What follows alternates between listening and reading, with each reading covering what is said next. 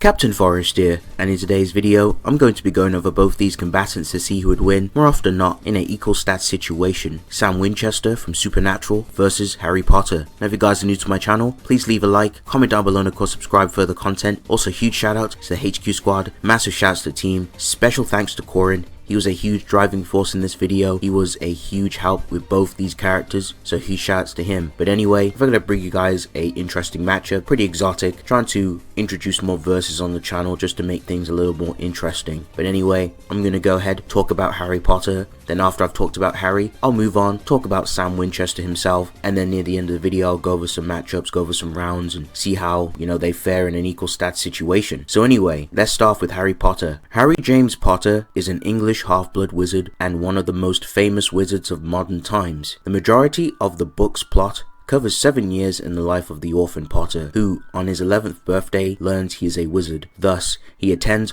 Hogwarts School of Witchcraft and Wizardry to learn magic under the kindly headmaster Albus Dumbledore and the other school professors. Harry also discovers that he is already famous throughout the novel's magical community and that his fate rests intertwined with that of Lord Voldemort, the internationally feared dark wizard and murderer of his parents, Lily and James. Harry's wand is 11 inches long, made of holly, and possesses a phoenix feather core. This was described by Garrick Ollivander to be an unusual combination of wand core and wood. The feather was donated by Fawkes, Dumbledore's phoenix. Canonically, Harry is fond of using the spells Expecto Patronum, Stupefy, and Expelliarmus. Expecto Patronum, or the Patronus charm, will cast a Patronus, which can appear as simply white vapor or in a more advanced casters as the silvery white animal shape. If it takes the shape of an animal, it is called a corporal patronus. This spell is used to ward off Dementors, which are the guardians of Azkaban. Stupefy is a stunning spell. The Stupefy Jinx produces a jet of red light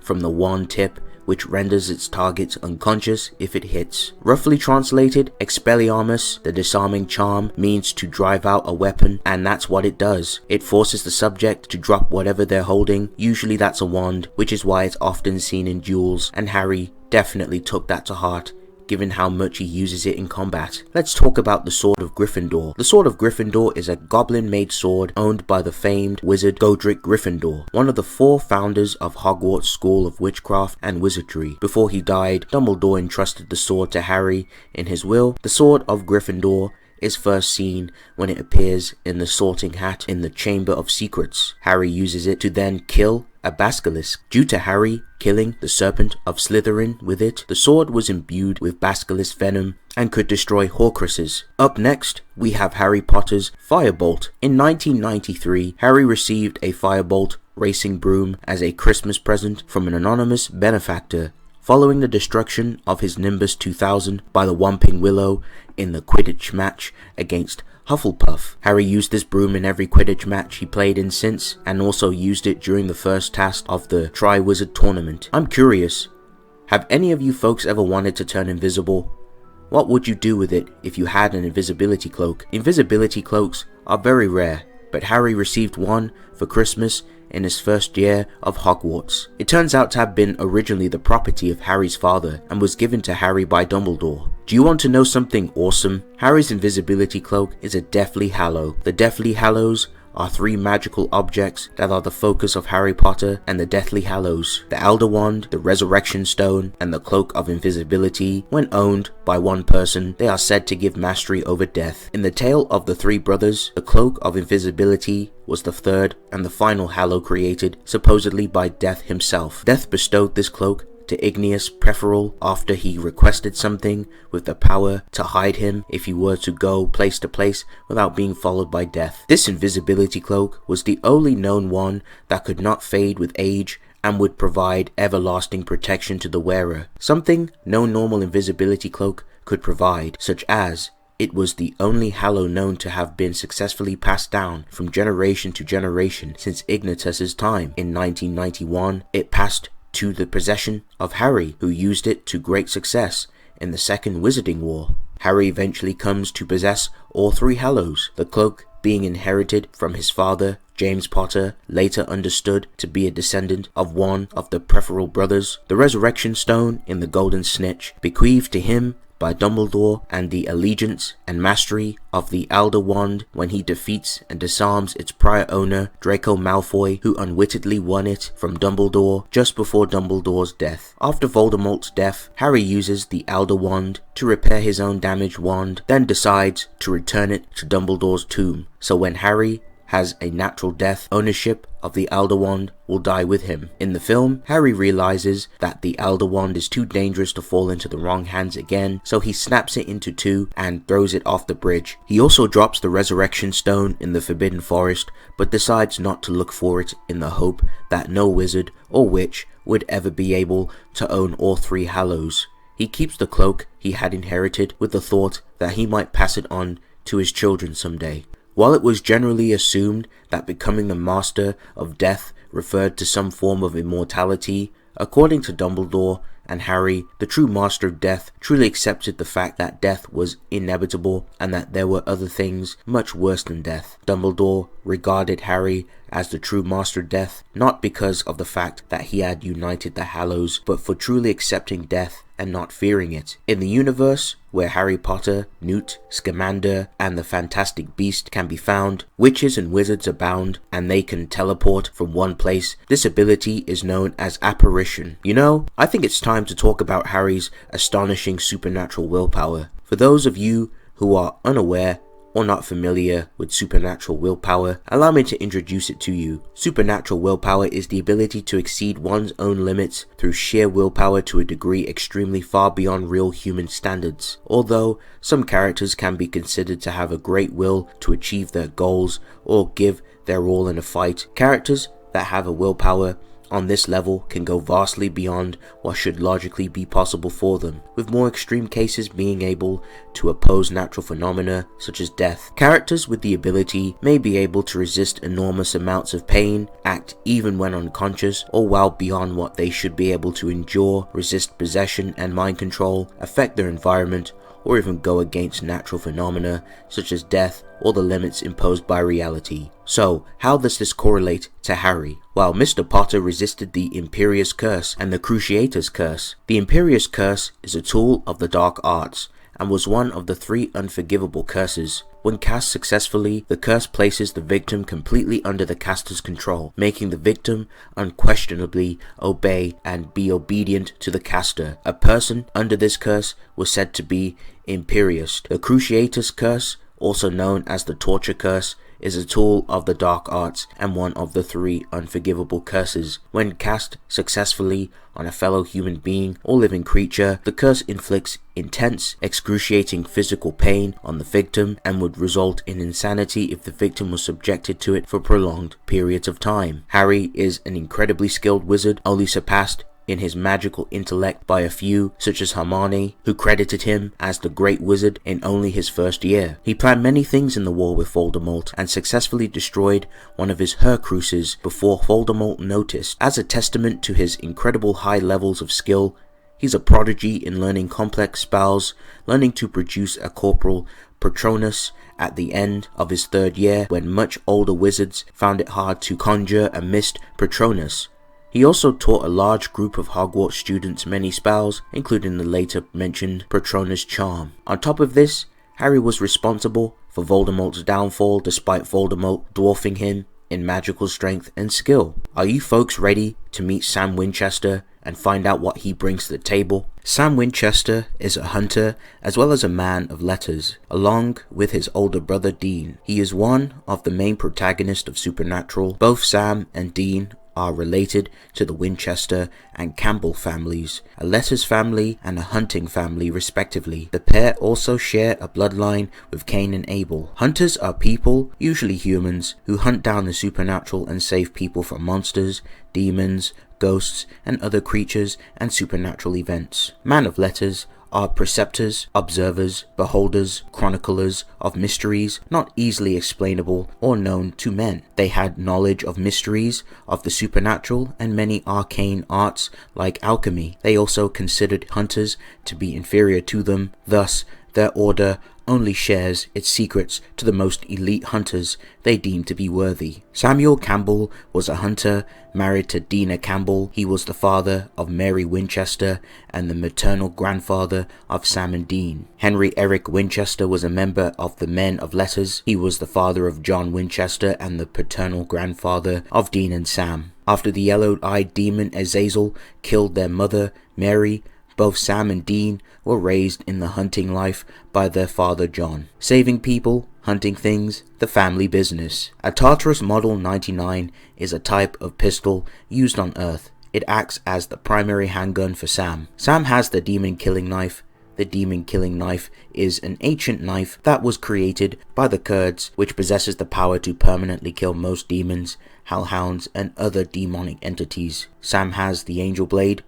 Angel blades are weapons. They are long silver triple-edged daggers that can be used to kill demons, hellhounds, vampires, angels, and other supernatural creatures. Sam has the Colt. The Colt is one of the most powerful weapons the Winchesters ever encountered. It can kill demons, monsters, and pagan gods. Immortality/regeneration negation. Many characters and weapons have the ability to ignore the immortality and regenerative abilities of their opponents, allowing them to kill characters with wounds they would otherwise survive. As with other powers, this is generally limited by the greatest level of regeneration and the types of immortality that the ability has nullified. The Colt can neg mid-high regeneration. Mid-high, the ability to regenerate from having all biology completely incinerated. This includes being reduced to ash, dust, smoke, vapor, or even plasma. The Colt allows Sam to damage the target regardless of its durability. In particular, enables causing serious damage to a very strong opponent, even in the absence of large attack potency. The supernatural handcuffs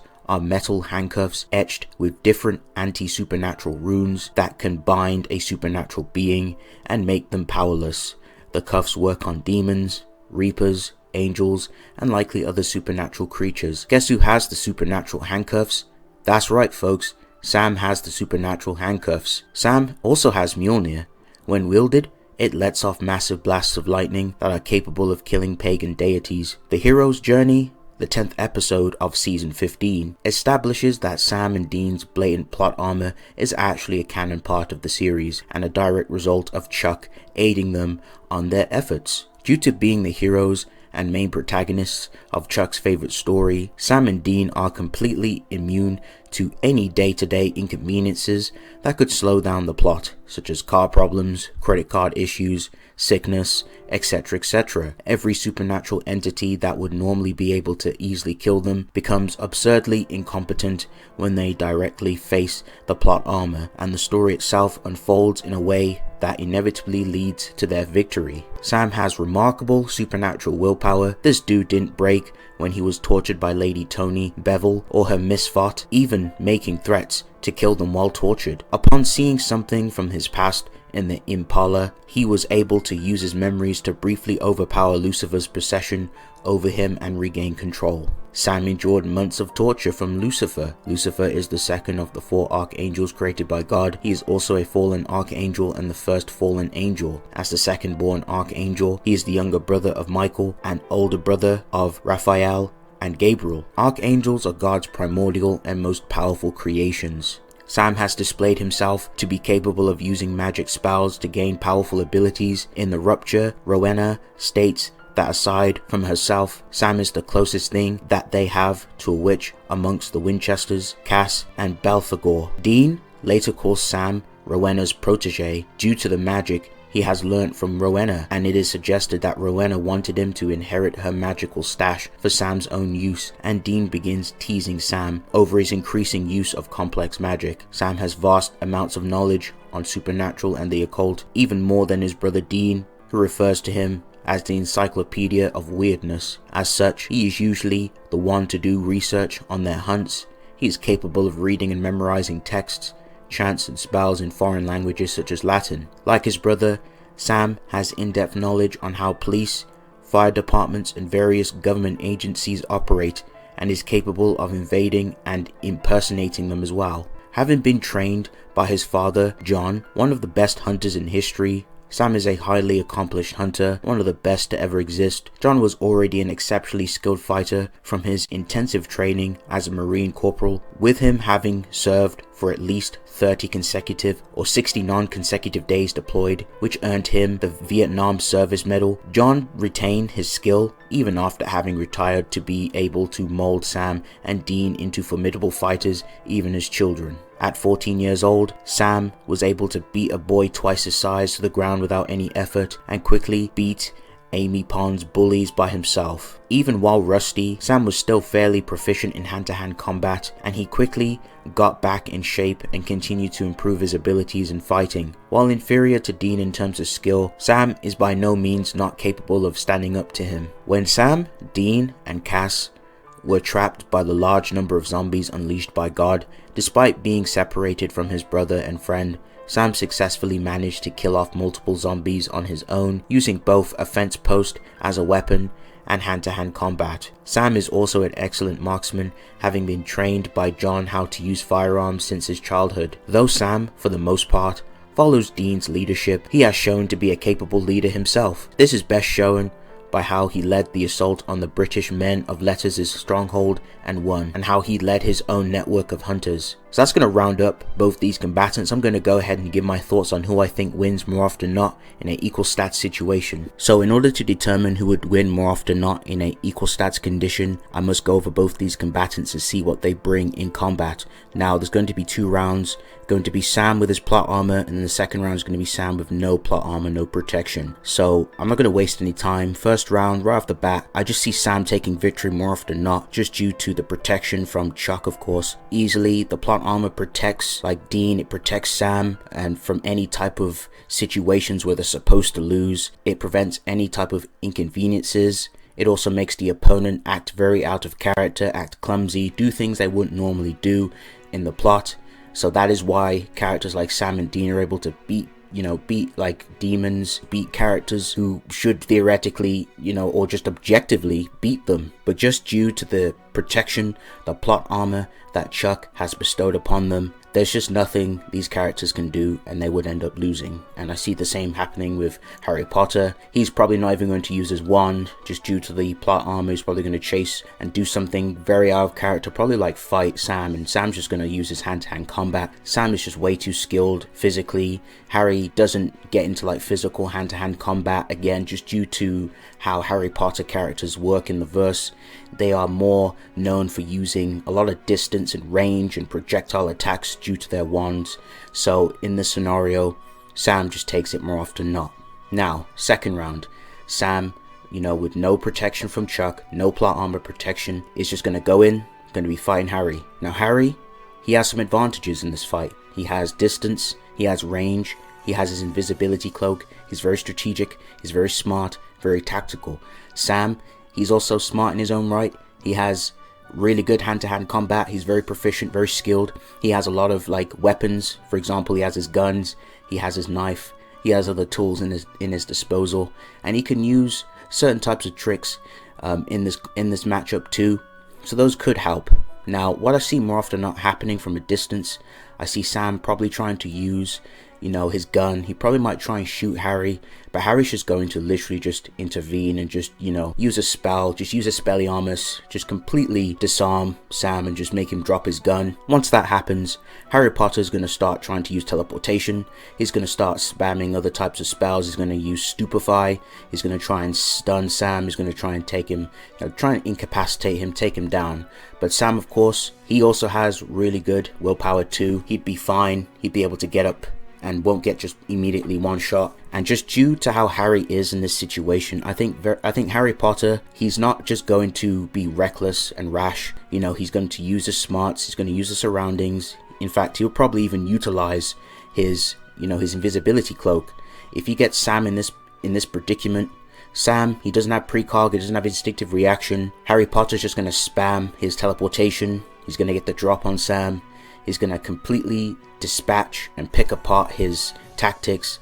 He's going to just stupefy him, Expelliarmus away his weapons, just throw him from the battlefield, remove them. So Sam is limited to only just hand-to-hand combat. And if that does happen, that's going to be a GG. I just see Harry Potter just having the situation, just finessing Sam just due to his, his versatile library of spells, and utilizing other things like his invisibility cloak, which Sam has no counter against. He cannot see Harry, especially if Harry uses teleportation with it. So Sam is just gonna unfortunately get incapacitated in the end. You could say, okay, why don't Harry just, end the match? Why doesn't Harry use his unforgivable spells, like the Death Hacks, the Avada Kedavra, spells like the Torture spells that put you under the influence? I don't see Harry using that in character. Harry himself chooses not to use those spells. Like, for example, with Voldemort spams like Avada Kedavra, he spams Death Hacks magic, whereas Harry doesn't like that. He doesn't like to use that approach. It's in very rare circumstances where Harry will, utilize spells, like for example using like torture spells, but that's in very specific scenarios. And even when he's pushed to certain limits, he will not resort to using these deadly spells. So I don't really see Harry, using Avada Kedavra or whatever you call the spell. I don't see him using any of those nastier spells, unfortunately, just due to how in character he is. Now, if this was out of character, then yeah, he just one-shot Sam. He'd one-shot Sam with the Death Hack spell. But Sam does have resistances to the other two. Sam does have resistance to Mind Hacks. He does have resistance, to being tortured. He's been tortured himself, and he's been able to resist that just fine. And he's also resisted Mind Hacks himself. But when it comes to the Avada Kedavra, that's it. That's gonna one-shot if this was out of character. So more often not, in the second match, I do see Harry Potter winning. But thank you guys for watching. If you guys enjoyed this video, please leave a like, comment down below, and of course subscribe for the content. It's been real. I'll see you guys in the next one. Peace.